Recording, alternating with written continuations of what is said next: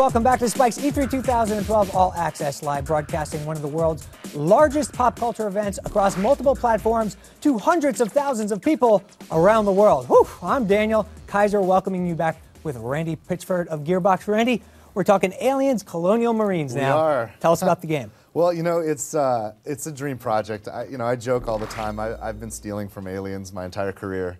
And and I think many of us have. You know, it's just what Ridley Scott's original film and what James Cameron did with his sequel for science fiction was just big. I mean, it inspired a generation, right? Yeah. So to be able to be trusted with the franchise to make a sequel to Aliens, and the sequel to this movie is a video game. Yeah. Like, how awesome is that? It's the sequel to Aliens is a video game. That's how important we've become. And we have some very awesome exclusive new footage here on the show.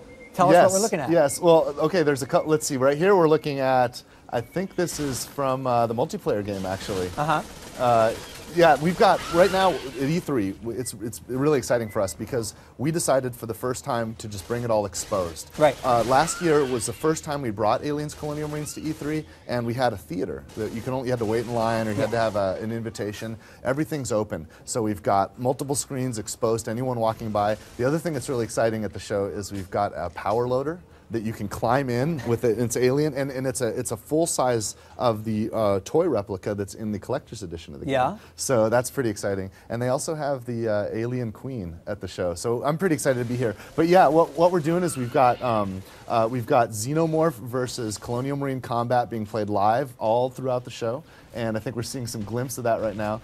This is the multiplayer game. When you play as a Xenomorph, you're actually seeing the game from a third-person point of view. Right now, what we're seeing is the game being played from the Colonial Marine point of view. Right. And this video is with the HUD's been removed, but there's a lot of feedback too about what you're doing, what your allies are doing, and it's really a game of survival. You have to work together to survive. The Colonial Marines, when they get spread apart, they get taken down, just like we've just seen here. Suspense is a big word in the single-player campaign specifically. Yeah. Talk a little bit about what you're trying to create within the single-player campaign. Well, you say single-player campaign, and I'll tell you, the game is great if you play it alone. You turn the lights off, you turn the volume up, and you immerse yourself in it, and it feels like you are back in the sequel to the Aliens franchise. But, you know, one of the neat things about this game is you don't have to play the co-op game or the campaign game alone. You can play it cooperatively, and at any time you can have a friend drop in dynamically and join your game. So you can have that solo immersive narrative experience, or you can play the actual campaign cooperatively. The full campaign, you can play it with a friend,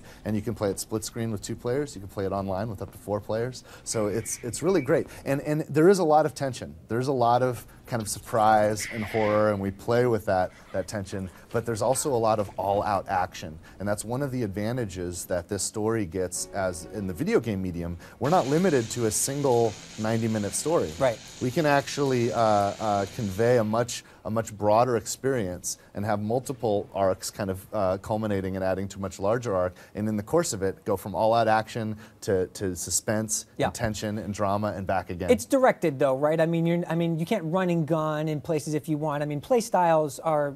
Can you have different types of play styles, or what? Absolutely, and there are moments that are very heavily scripted, and we take advantage of a controlled situation to push the story forward or to create the kind of surprise and excitement that's only possible with a very scripted event. However, we're very proud of the artificial intelligence. And a lot of the open combat situations have been compared to, say, Left 4 Dead, which is driven by a sort of AI system that drives the ebb and flow of the gameplay, and it's actually different every time, which is important because there is a bit of a metagame. You'll actually want to play this game over and over again. You'll want to pick your favorite chapters and advance and get more progression with your identity in the game.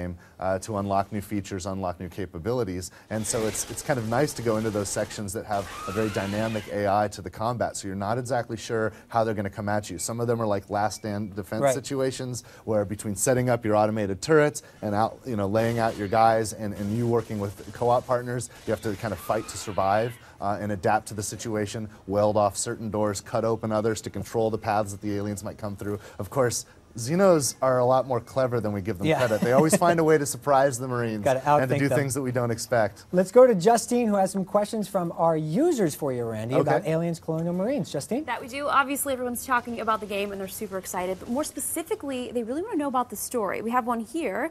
that says, will Ellen Ripley make a cameo in Aliens Colonial Marines? You know, we just recently announced a number of cameos. Now, I will say, in this game, the story takes place after the events that we saw in that trilogy. Ellen Ripley martyred herself. She's gone. But some of the other characters, you know, there's some ways for them to come back. And in fact, in multiplayer, all bets are off in terms of narrative, so we can have a lot of fun. In fact, we announced recently that you can become Drake, you can become Sergeant Apone, and even play as Hicks or Hudson. And everyone who pre-orders the game will have an opportunity to get those characters unlocked from day zero.